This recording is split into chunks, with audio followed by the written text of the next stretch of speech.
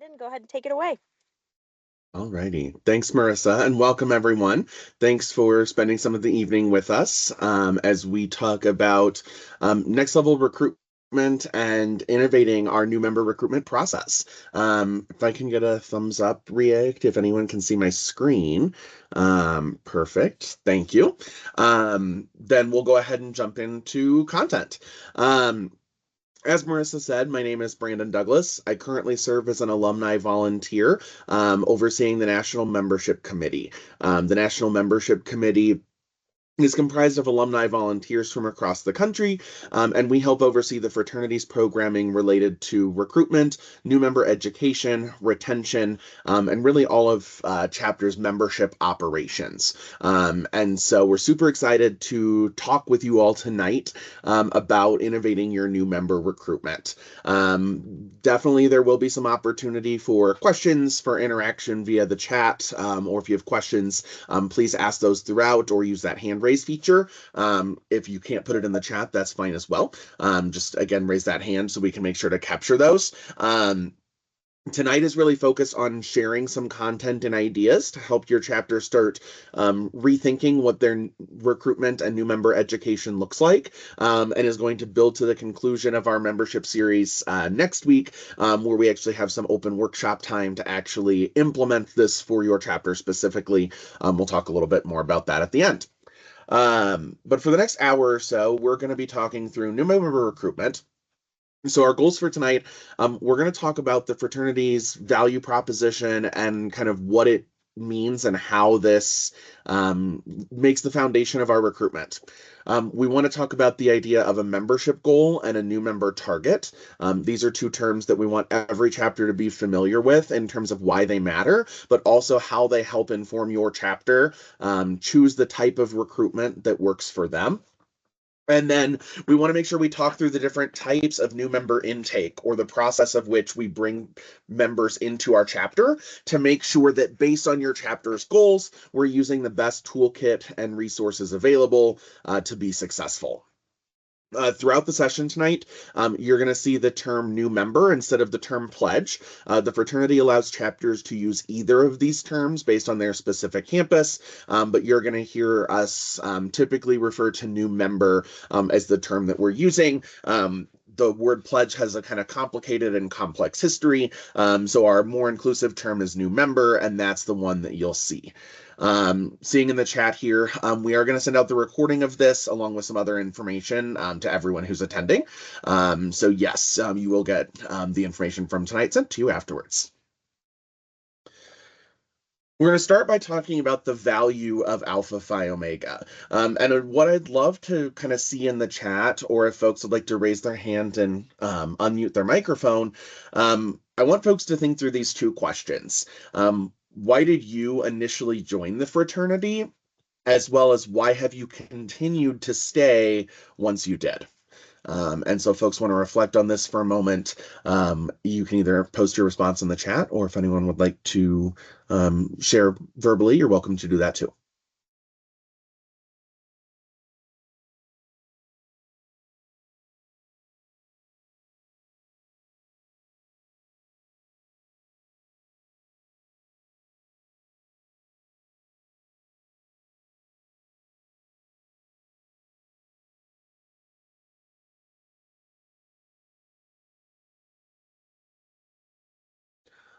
From the chat, thank you for sharing, Aaliyah. I'd like the community aspect that my chapter offered. That sense of fellowship, right? That's one of the things that we do as a fraternity is we provide that sense of friendship. And that's one of the things that can be a powerful motivator to bring folks into the chapter as well as keep them. So thank you for sharing that. See some other folks typing, so I'll give a moment for those responses.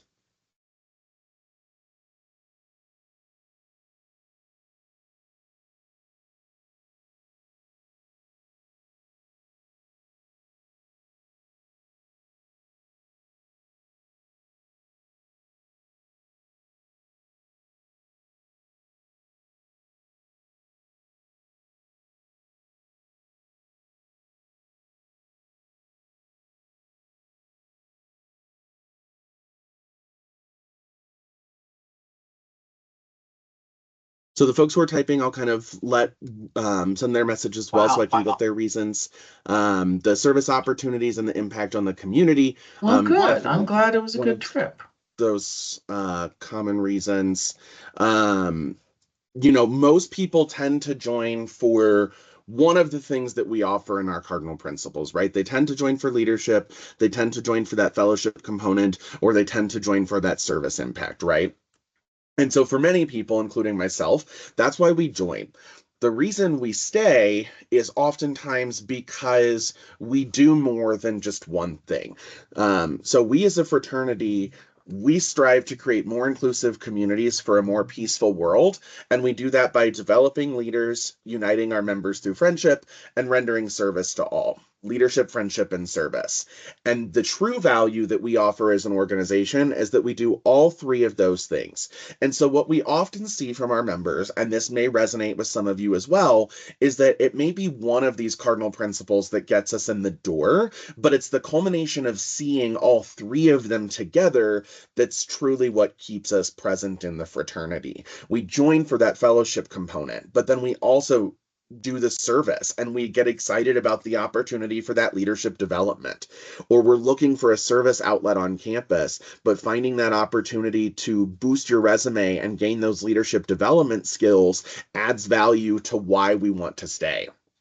And so when we think about how we talk about our organization and how we market Alpha Phi Omega to prospective new members, this value proposition is at the core of what we do. Your campus has organizations that most likely focus on leadership, things like student government or professional fraternity. You may have fellowship organizations on your campus, clubs and extracurricular activities that are just focused on building fellowship around a common idea or a common outlet. And then again, you may have those service organizations that really focus on just doing community service. When we look at ourselves as an organization, we do leadership and friendship and service.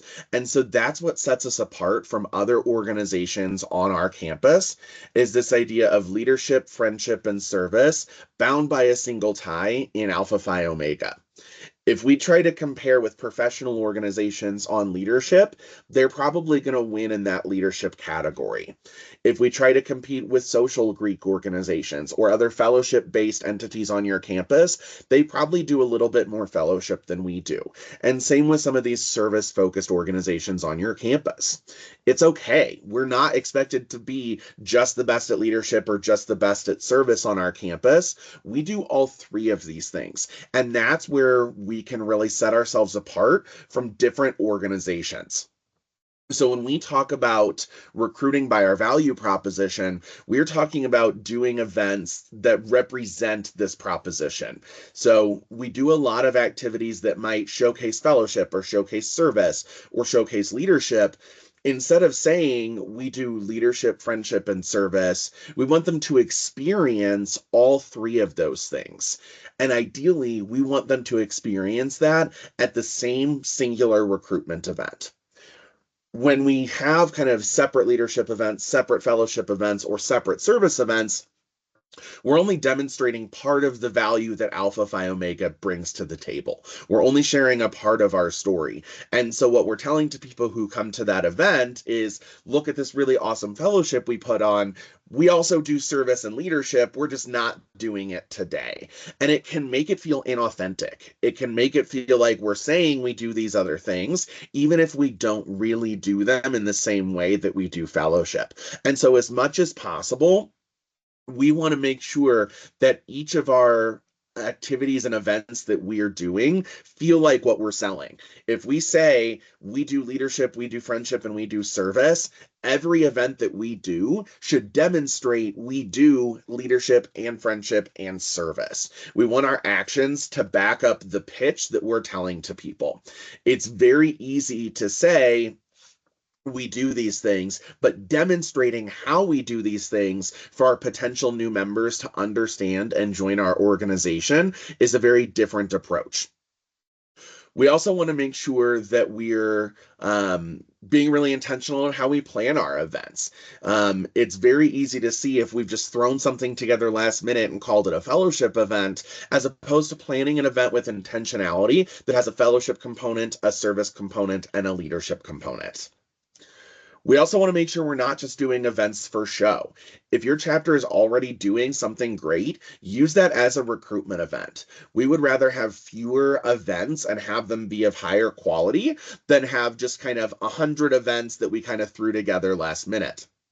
This is the experience that we're selling to folks, right? We're convincing them to join the organization. We want them to join Alpha Phi Omega. In order to get them to do that, we need to demonstrate that it is worth their time and investment to join our organization. They have lots of things they can choose from, most likely on your campus, in terms of other organizations. But whether there are other orgs they can join or not, they definitely have a lot of control over how they spend their time. People have classes and homework and internships. They have jobs and second jobs and families and relationships. And we want to make sure that we're demonstrating that investing their time in Alpha Phi Omega is going to give them something back. And we do that by making sure we provide these high quality opportunities that feel authentic and like what we're doing. And so, one thing that I encourage everyone present to do, and to take back to your chapter or your petitioning group, is take a look at what are the recruitment events you're doing. Think of one recruitment event that you've done in the last 6 months. Maybe you've already done it this spring as part of recruitment. Maybe you did it in the fall as part of recruitment. But think of an activity that your chapter did and take a look at it to say, was this focused on leadership? Was it focused on fellowship? Or was it focused on service? Or did it touch multiple of these areas? What we want to do from there, once we've identified that event, is we want to look at how we can elevate that event and add another one of our cardinal principles to it. So if we did a service event, let's say we did a drive on campus collecting canned goods, or a letter writing drive to military service members overseas, if we did a small service event that someone could kind of come and participate and then leave as our recruitment event, how do we add a fellowship component to that existing event? How do we add a leadership component to that event? We want to get to a place where we're adding things to our events so that each event demonstrates leadership and friendship and service. We would rather students attend one well put on event, come engage in our program of service on your campus, and build some of those relationships, compared to requiring them to come to 3 different events: one leadership event, one fellowship, and one service as part of that rush process. We're placing a premium on the experience so that we can ask for less of a time investment, and so we can provide high quality programming to students who are interested. And so this is a really easy activity to take back as we think about taking our recruitment to the next level. What are those recruitment events we're doing? And then how do we add that secondary component? Once we've added that secondary component and our events each touch 2 of our fields of service, 2 of our cardinal principles, how do we then tie in that third? We want to make sure that everything we're doing from our programming reaches across the whole fraternity and demonstrates our entire value as an organization to anyone who's interested in joining. Are there any questions on this idea before we move on to the next piece?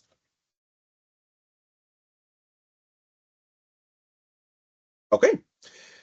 So, seeing none, we're going to take a step back and talk a little bit about the foundations of recruitment itself, starting with the intent and purpose. Why do we do this, right? We started talking about the value the fraternity brings, and that's what we want to use to sell the fraternity, to sell people on the fraternity. But why are we fundamentally doing recruitment? And first and foremost, it's to provide opportunities for new members to join us. It seems pretty straightforward, but at the end of the day, the whole reason that we do a rush or intake process is to grow your chapter. If we stop recruiting new people, as you graduate people out, your chapter will have less people to do less service, less leadership, and less fellowship, and it will get to the point where your chapter isn't really able to exist on campus. We have to continue to recruit and replenish our membership so that we can give them opportunities to join. We also need to make sure that we're creating opportunities for our active members already in the chapter or active petitioners to meet potential new members or potential new petitioners to beginning to build those relationships. We know how important those relationships are in recruitment to build a sense of community. The terms we use in the fraternity are centered around the idea of brotherhood, that familial relationship. And so we have to build and demonstrate that to demonstrate and welcome folks in. So we need to make sure that we're building relationships between all of our new members and all of our active members to provide them multiple opportunities to connect and build that sense of connection when deciding if they're going to join our organization. We also want to use recruitment as an opportunity to gain campus-wide exposure and familiarity with the fraternity, and lay that groundwork for the future. Every recruitment event that we do is not just about the short-term gains and getting someone to join now, but also laying the groundwork for the future.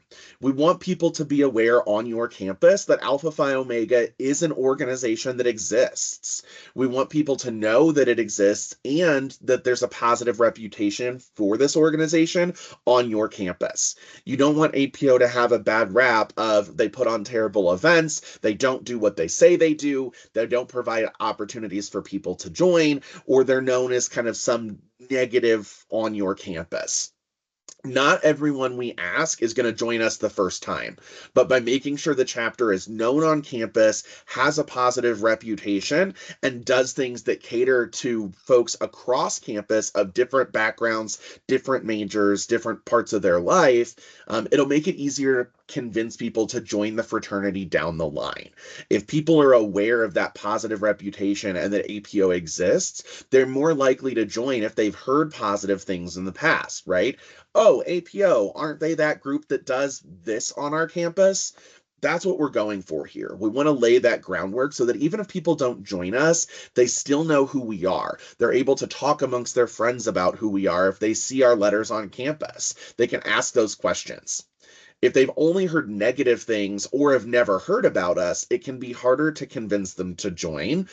All of the recruitment and rush activities that we do, as well as all of your chapter's operations and activities that you do as a functional chapter, build on each other over time to create this reputation on campus and help lay the groundwork for future recruitment.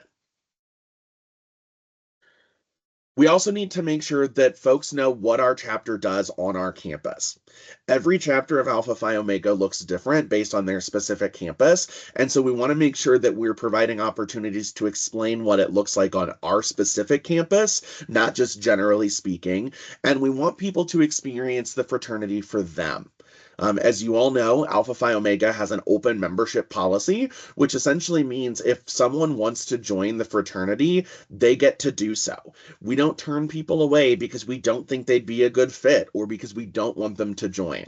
That is not in line with our policies and our procedures for how people join the organization. Recruitment is an opportunity for them to decide if they want to join us, not the other way around. So we have to give potential new members the opportunity to see who we are and what we do authentically to make that informed decision.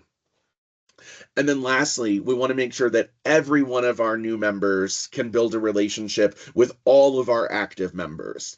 We talked about that community building on that last slide in terms of building that sense of community. But the other important thing here goes back to those original questions we talked about, why each of us has joined and why each of us has stayed with the organization. There's about a dozen of us on this call, and we all probably have different answers as to why we've joined and why we've stayed. There may be some similar themes, there may be some similar concepts, but we all have our unique individual story. And when you're selling the fraternity on campus, every potential new member you meet is not going to resonate with your story. They may not see for them what you saw in the organization. It may take talking to someone else with a different story or different perspective to convince someone to join the organization. And so the more folks that we have involved and invested in our recruitment process, the more opportunities we have to build that individual relationship with that new member to convince them to join the chapter. And so, on that note, recruitment is the job of everyone. Without fully involving the chapter, how are we truly showing our new members what it'll be like once they join the organization? It's not actually a Frank Reed Horton quote, but I do think we can all agree on the sentiment here. Recruitment isn't about just putting your best foot forward and having your extroverted people go out there and sell the fraternity. Everyone who's involved in your chapter has a critical role to play in the recruitment process because chapters are made up of all different kinds of people with different backgrounds, different stories, and different experiences. And we want to give all of our potential new members the opportunity to find that person whose story resonates with them and have that person help convince someone to join the organization. Recruitment is everyone's job.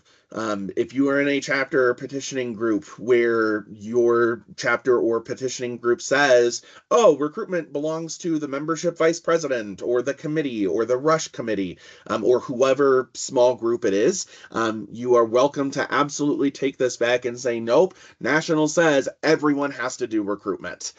We have to make sure that everyone is vested in recruitment, not just because they're required to, but because they understand it's important. We can set requirements all day long and say we expect everyone will go to at least one recruitment event. And someone can go, but if they're sitting scrolling on their phone, being disengaged, if they're only there because they're forced to be there, that shows. And so we need to make sure that we remind our brothers the importance of being involved in recruitment. Yes, it may be a requirement, but we need people to be invested in recruiting new members because they understand it's important to the future of the chapter. We talked before about if our chapter continues to shrink over time as we graduate seniors out, we can do less leadership, less friendship, and less service. We have to be good stewards of our chapter and make sure that we're sustaining our growth over time so we continue to execute programming on our campus. And so we must involve the whole chapter. But we also need to make sure recruitment is fun. We have to make sure that recruitment is fun. If we're requiring people to be at events and activities and they're sitting there disengaged, scrolling on their phone, sitting behind a table, and they're only there because they're forced to be, that shows. We want to make sure that we're planning events that are engaging and have a real purpose. If we plan boring events or throw things together that our active members aren't interested in, they're just going to be at that event because they have to be. They're not being a good ambassador of the organization because they don't want to be there, and that shows. And what message do we want to send? Do we want to send the message to our potential new members that people come to our events because they're required to? Or do we want to send the message that people come to our events because they want to? They want to be there and engage with their brothers and engage in our service and leadership and fellowship opportunities. You all have way too many things going on in life between your classes, work, family, friends, relationships, everything else. If it doesn't feel like it's going to be fun or a good return on your investment, then you're not going to pay to be a part of an organization that puts on events like that. Doing a recruitment event because it's what we've done in the past is a terrible reason to do a recruitment event. Tailor your activities that you do to the interests of your active members. So many times I see chapters doing fellowship activities because that's just the one that they've done, or partnering with specific service organizations because that's the organization they've worked with in the past. There are plenty of opportunities to be creative and design your own events and activities. And so make sure that you're planning things your brothers want to go to. If we need to kind of up the fun or tone it down a little bit, let's do that. If we need to partner with a different service organization than we historically have, because transportation is an issue for our brothers getting to certain service project opportunities, let's tailor our programs accordingly. Not every event has to be over the top and focused on the extroverted, outgoing, loud people. It's okay to have those events that cater to everyone across that spectrum. And we need to make sure we're meeting our brothers where they're at. Asking them to come to something or requiring them to come to something that they're going to have a terrible experience at is not good for wanting to engage them in the work of the chapter, and nor is it good in terms of what that shows to the folks we're trying to recruit. We want to do fun events, but we want to anchor everything we do in recruitment back to that value proposition. So when we're planning these events, again, engage them for your specific chapter, what they're looking to get out of coming to an event, but also making sure that we're touching on leadership and fellowship and service in each of our events. And if we're not, let's take it one step at a time to continue adding those elevate components.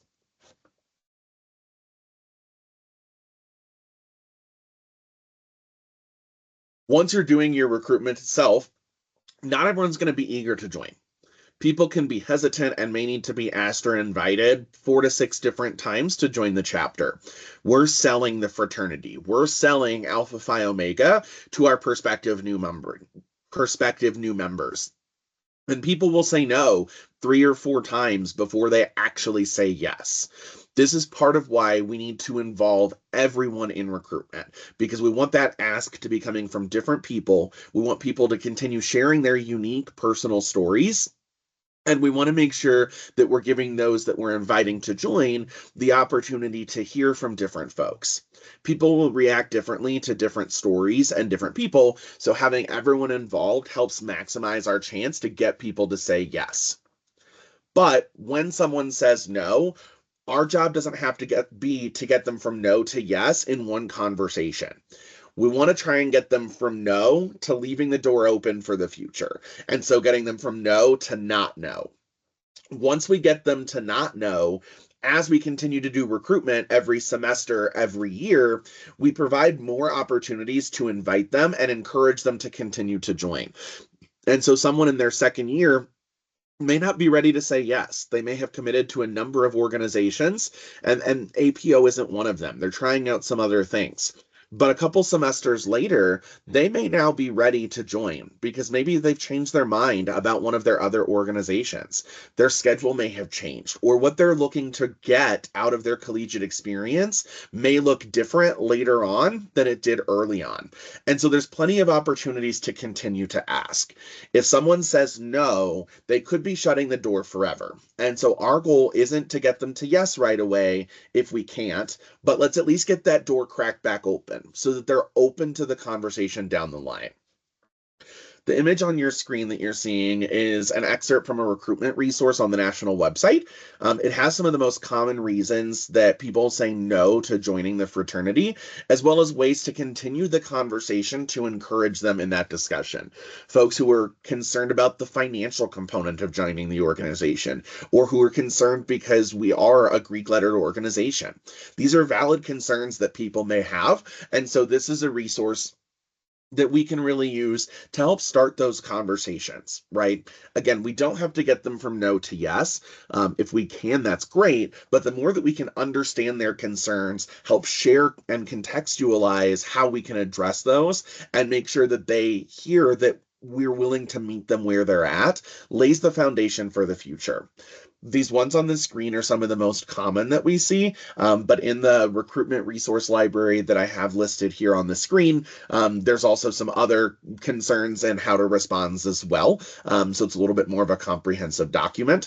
So I encourage each of your chapters or petitioning groups to take a look at this and take this resource back to your chapter and share it as you all plan for your recruitment conversations that you're having with potential new members.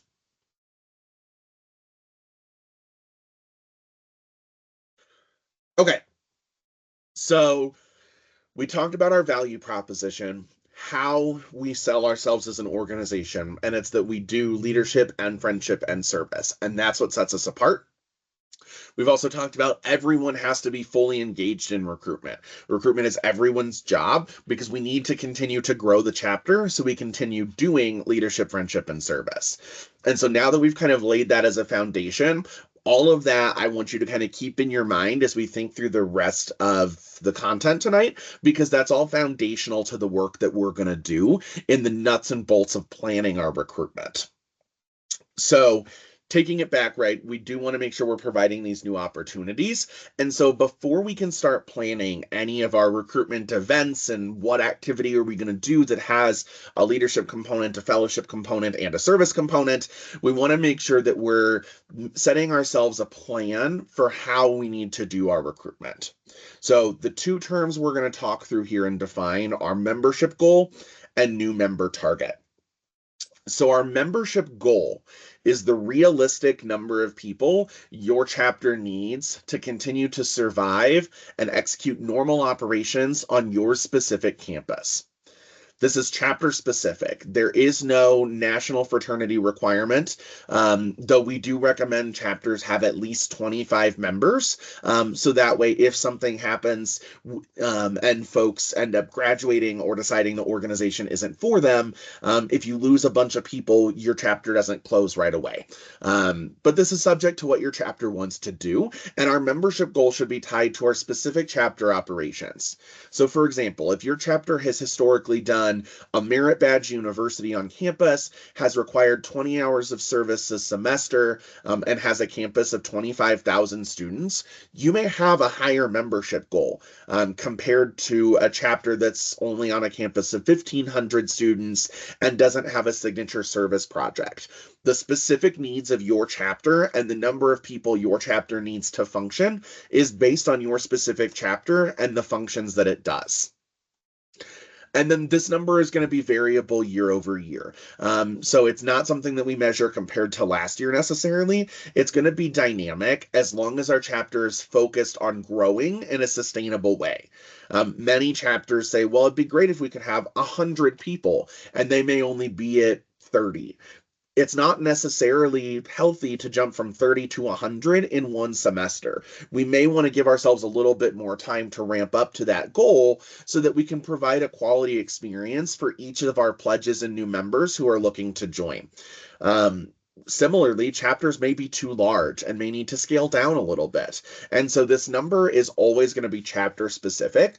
If you're not sure how to approach setting that membership goal, we recommend starting with the annual chapter evaluation process that your chapters are doing. When you reflect on your leadership requirements, your service requirements, your fellowship components, the size of your chapter, and what your future goals are, this is the opportunity to review how many people should we have in order to make sure we can reasonably achieve these. Once we've set that membership goal, we want to kind of look at, well, what is our goal? What is our current number? And what is that difference? So if our membership goal is to get to 40 active members, but we only have 15, then we need at least 25 as part of our new member target. So our new member target is how many members do we need to bring in during our recruitment process? It's very simple. And the way that we kind of start calculating that is by looking at how large do we need to be as a chapter. We want to get to 40 in this example. If we currently have 15, that means we need to gain 25 more people, but we also need to factor how many graduating seniors do we have. And we need to factor in that some folks who start the new member process may not finish it. And so if we're a chapter of 15 that wants to get to a chapter size of 40, we may want to set a membership goal of 29 for the whole year, because we know we're going to lose a couple people, and we know we're not going to keep all 15 people we currently have because we have a few graduating seniors. Looking at these concepts is really essential because we need to know what our new member target is so we can choose the right type of rush or recruitment intake to bring people into the chapter. The way that we recruit 5 people is different than the way that we approach recruiting 25 people or 50 people. And so we think it's really important that we have a specific measurable target that we can anchor back to as we plan this process. Your new member target should never be 0. At minimum, we should always be looking to replenish any brothers who are graduating or leaving the chapter at the end of a given term or academic year.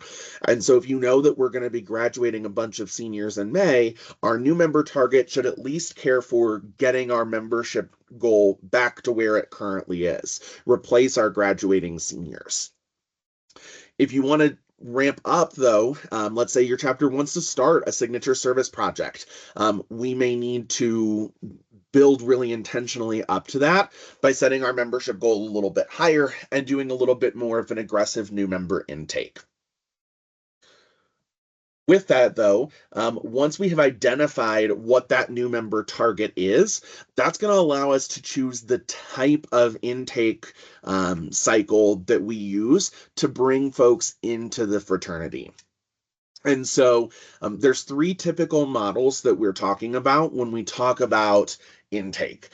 We have our one-wave intake cycle, our multi-wave intake cycle, and our ongoing intake process. When we talk about intake, again, this is, think what your chapter does in terms of kind of a rush week or recruitment process and the new member education process that someone goes through before they become an active brother. That's what we're talking about when we discuss intake. And so a one-wave intake cycle is the one that most of our active chapters in the fraternity are familiar with. In this model, a chapter typically has a 1 or 2 week rush week at the start of a semester, and then a 6 to 10 week new member education process. This is where you're requiring maybe weekly new member meetings. You have a number of requirements for service, leadership, and fellowship that may need to be completed. Many chapters require their new members to get to know their active members, and many chapters require new members to plan their own event for the whole chapter as a way to do service and to take on a leadership role. And so this is one that many chapters are familiar with. This is really good for our chapters that are typically healthy and functional. So if your chapter has at least 25 people in it, there's nothing wrong with this approach.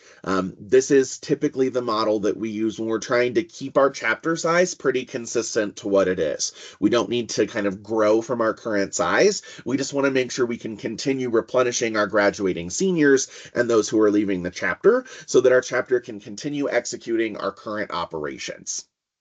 If we're looking to recruit more than 15 to 20 people, or if we're looking to grow our chapter, we may want to use a different model. And again, the specific numbers and how this impacts your campus is going to vary a little bit.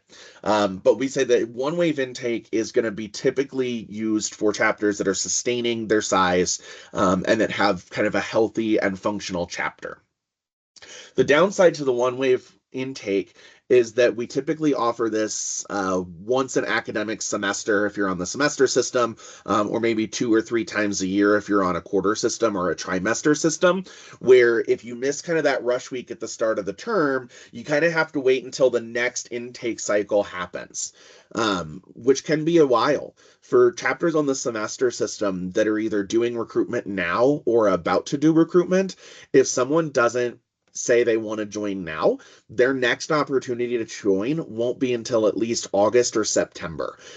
That's nearly 8 months away for many chapters. And so to tell someone, no, you can't join for another 8 months may discourage them from ever joining at all. And so depending on your chapter and what your specific membership needs are, we encourage chapters to also look at what we call the multi-wave intake cycle.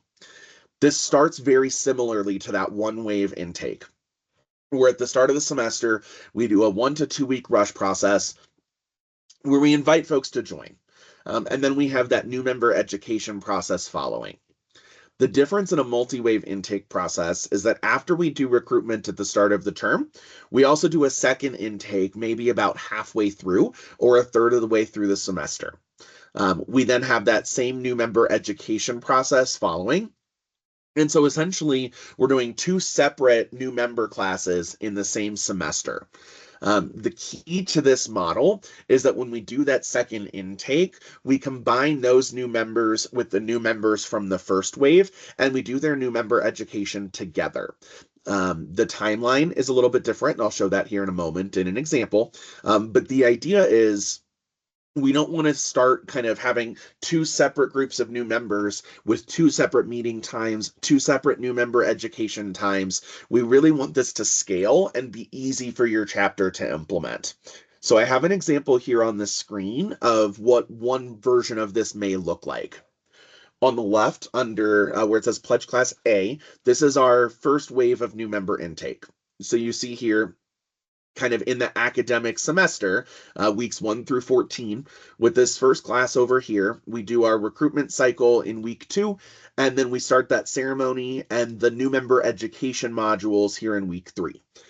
Anywhere that you see module kind of on this, when it says module, it's referring to the introduction to Alpha Phi Omega. This is our new member education guide that's available on the national website, that runs through all of the content that we expect a new member to learn during their new member education process. These are packaged together for you, so your chapter doesn't have to necessarily decide what content you want to teach them or train them on before they join the chapter. This is a fantastic resource that kind of outlines what that information is. Chapters are encouraged to use that and are always welcome to supplement that with other new member requirements, as long as they meet the National Pledge or new member standards for membership. But in this model, you'll see we start our new member class for the A group at the start of the term, and then about a third of the way through, we do a second rush week. And then once that happens, these modules are the same here. So we start our new member class A. Let's say our new member target for the semester was 20. We need to recruit 20 people. And so we plan our rush week up here, hoping to bring 20 people into the chapter. If we only get 12, we're not going to be on track to hit our new member target. And if we wait until next August or September to do more recruitment, it sets our chapter up at risk, because then we have to recruit more and more people to get back to that initial new member target. So in this model, the way that we structure it is if we only get 12 people in this rush week here, we do another rush week where we look to get those other 8 people so that we can hit our membership target. And once we do this recruitment, we just put them in that same new member education course. And then at the end of the semester, essentially what happens is they make up these first 3 modules that they hadn't yet already completed, as well as anyone from the A class who maybe missed a week can also make up that education at the end of the semester. This gives us 2 chances in a semester to bring folks in. Now, in this example, if our target was 20 and we got 12, that's where I said we could do the second week and we could try to get another 8. If we get 25 in this initial rush process, we don't need to do the second wave. However, if we don't get that 25 here and we haven't already planned to do a second wave, it's very hard to build a second rush week and intake process on the fly. And so what we encourage chapters to do is start with a 2 intake model if you're looking to grow. So if your chapter is less than 25, or you need to increase the size of your chapter based on your membership goal, we encourage you to plan on doing a 2 intake process. And then if you hit your new member target during the first wave, you don't have to actually do the second wave. Before I turn it over to questions on this model, I do just want to showcase another example of this. This is something that, so this model and the next one are ones that chapters across the fraternity are actively doing this semester. We have a number of chapters who did it last semester, and we have a few chapters who did this last year as well. And so this would be a 3 intake process occurring over 12 weeks. We would encourage chapters not to go from kind of a 1 intake to a 3 intake overnight, because it can be a pretty big jump. But we did want to illustrate this because there are chapters that are doing this, but also more to the point here, this is all customizable to your chapter. Our recommendation is that depending on how many people you need to recruit, you pick the type of intake cycle that works for your chapter. So if you need to grow, doing a 2-wave or a 3-wave may be the approach to take. And again, we want to plan for the multiple waves, but if we hit our membership target, we're not required to then execute this last rush week. If between this first 2 waves, we get to our new member target, we then can skip having this one if we need it. But again, trying to write a whole separate wave of intake on the fly and schedule a whole nother rush week at last minute is very challenging for chapters. And so before we move on, I do want to open it up for a minute in case there's any questions around this multi-wave cycle and how it works.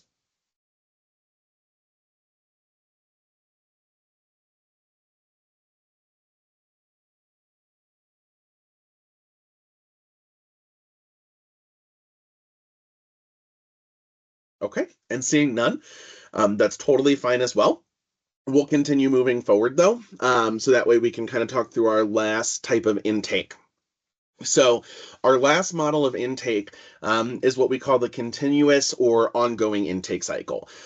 This is very familiar, or should hopefully be pretty familiar to those of you here tonight from petitioning groups. We're very excited that you all are here and want to make sure that you're set up on success as you work to continue to become a chapter. And so, for folks who are familiar with the process that we use to start a new chapter, it's this idea of a continuous or ongoing intake cycle, sometimes known as rolling recruitment.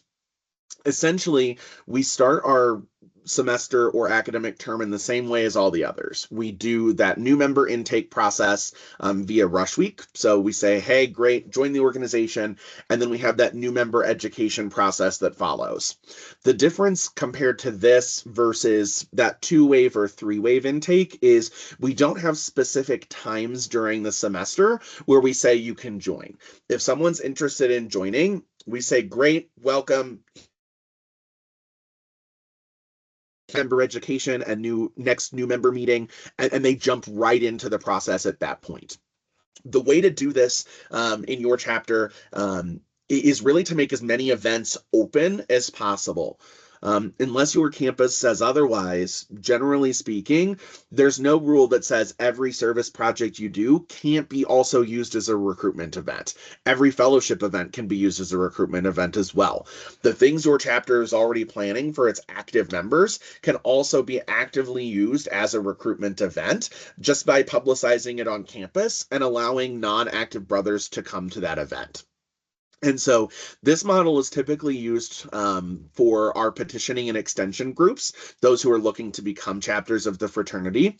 It's also typically recommended for chapters in size less than 10. If your chapter is getting really small and is at potential risk of closing due to not having enough members, we really recommend this as that tool to help solve that problem because it provides maximum intake opportunities for people to be able to join. And so you can see here kind of a high level illustration where we do this rush week. Again, we do the module for the education, but then we're continuously doing these different intakes throughout the term. So that way we can make sure we're providing those opportunities for people to join without having to say, come back in 3 weeks, come back in 5 weeks, come back next semester. In this model, we want to get people into the new member process as quickly as possible so that they can be immediately exposed to the chapter as a whole, and so that they can also engage in the work of helping build up the chapter. So this is a loose example of what it might look like. But what I will say is for chapters that are looking at this model, it's also really important to look critically at your new member requirements. If you require 10 hours of service, let's say, for every one of your new members in order to finish that process, it could be hard to complete that requirement in this cycle if you start 3 weeks before the end of the semester. One of the things that we say is, make sure you're being creative and intentional when you're looking at your requirements. So, for example, instead of requiring a static number like 10 hours of service or 20 hours of service this semester, which are pretty common, instead look at a requirement such as 1 hour of service per week that you're a new member. So that if you join in week 1, you would do 1 hour on average for the semester to get to 13 or 14 hours. If you join halfway through the semester, you're doing 6 or 7 hours because you've had half as much opportunity to engage in the service project. So it is possible to scale your requirements for new member education in such a way that the number of hours being rendered may be different person by person, but the expectation of each person is consistent and fair. In this case, translating to an X number of hours per week that you're a new member. Again, this is a model that can be pretty challenging for some chapters to move to if you've never done a petitioning or extension effort. And so again, this is typically recommended for chapters that are smaller in size and really need to focus on boosting their numbers. The new member process is just as important to your chapter as recruitment. For if we do not care what happens once someone walks in the door, they'll walk right back out. Again, probably not word for word what Frank Reed Horton said, but probably the right sentiment here.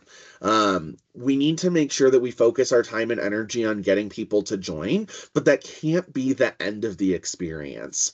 Effective new member education relies on us engaging in a very intentional way. That's the requirements that we expect them to do to become an active member, the way that we educate them around fraternity history, traditions, and culture, the way that we structure our Big Brother and mentoring programs, and so on.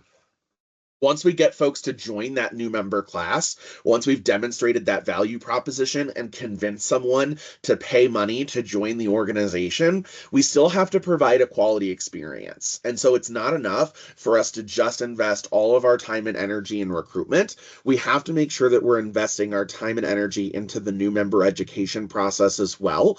And these processes need to be connected to each other. We can't develop recruitment in one space with one committee or one exec board member and our new member education in a separate space with a different committee and a different exec board member. Similar to how recruitment is the job of everyone, new member education is also the job of everyone. It's not just on one person who's a teaching major to be responsible for doing the education for your entire new member cohort.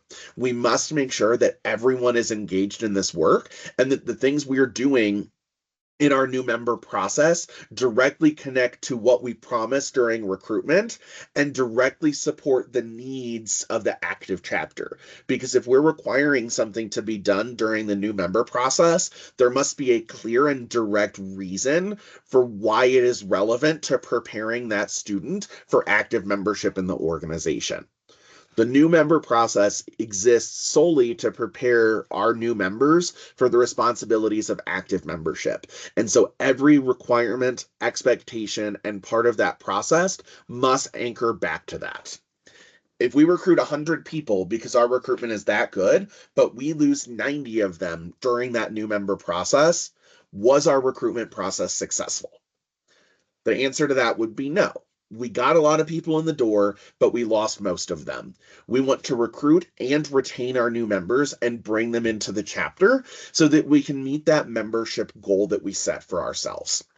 And so our new member target informs the tool that we use, but the whole process from recruitment, new member education, and activation is really what lets us know if we have been successful in getting those people to join our chapter. We need to care for the entire life cycle of their process. And so to put this all together, the value proposition for Alpha Phi Omega is simple. Leadership, friendship, and service bound by a single tie, Alpha Phi Omega. It's the intersection of all three of our values that truly sets us apart from other organizations. We have to demonstrate and showcase each of these values, and we need to do it authentically so people know that we're living the things that we discuss and that we're promoting that we say we do.